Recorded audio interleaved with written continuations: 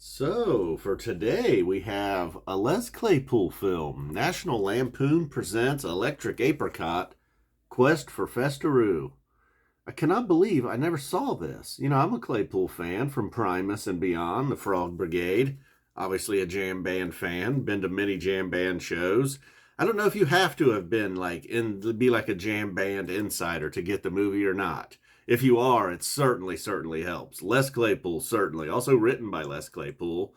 Got a good quote on here from Matt Stone from South Park. Rolling Stone magazine called it the jam band Spinal Tap. Boston Herald says bring some street cred back to National Lampoon.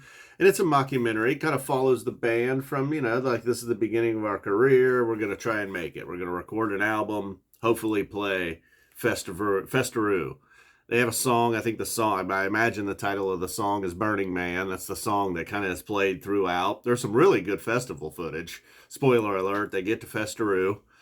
And the studio album, while it was shaky at moments, recording that first album, Les said had a line he would say over and over and over again about recording your first album. He spent 8 to 10 hours tuning 4 drums.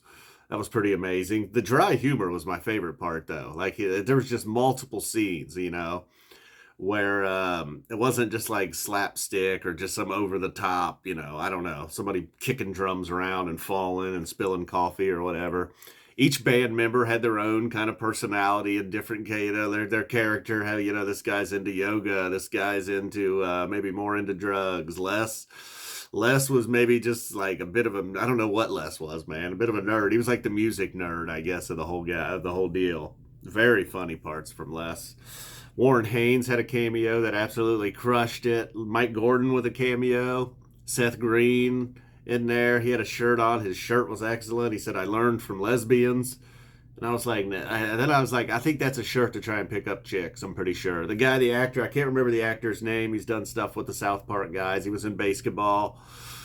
That classic, and he was good in this. He had a small part in this. The manager, producer type guy was really cool. Everybody, all the characters were really good, man. They kind of nailed it.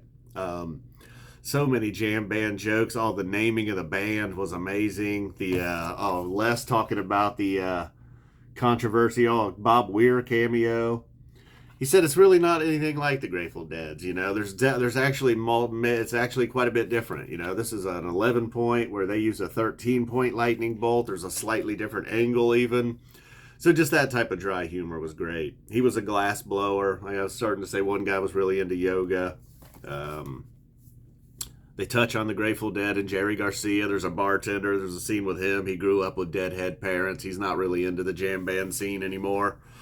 Take that as a note, Be careful if you're a jam band parent out there taking your kids to 7 Phish shows a summer. Be careful. Make sure they enjoy it. Sure, they enjoy it now. They're 6. They're going to enjoy anything where it appears to be a party. Trust me, I partied when I was 6. Hardcore. All right, so speaking of the jam band scene, coming to Cincinnati, Ohio, New Year's Eve, Goose. One of the big jam band, or are they not? Hey, look, also, if Goose can announce New Year's Eve this late, Phish certainly can, I guess. Or maybe Goose has to sell fewer tickets. This Andrew Brady, it's really nice. It's a new place. I suggest get there early, though. Stay for like several days and get you a hotel and walk. Yeah, you do not want to drive into that place on New Year's Eve night. I'm imagining there's going to be multiple events, and it's just total chaos. I saw Billy there on a night when there was multiple events. It's a nightmare. I recommend getting a hotel and walking. All right, so that does it. The Electric Apricot, Quest for Festeroo. I don't know where you can watch it. I don't think it's on any streaming services. I don't know if you can buy or rent it, like on Amazon or anywhere. I think you can probably buy the DVD somewhere. Big shout out, thanks to Vegan Made for the hookup here. Should have had my twiddle koozie ready with a nice glass of Pepsi. But shocked at how funny it was. Really laughed hard at several parts. I was kind of surprised. I really didn't think it would be that great.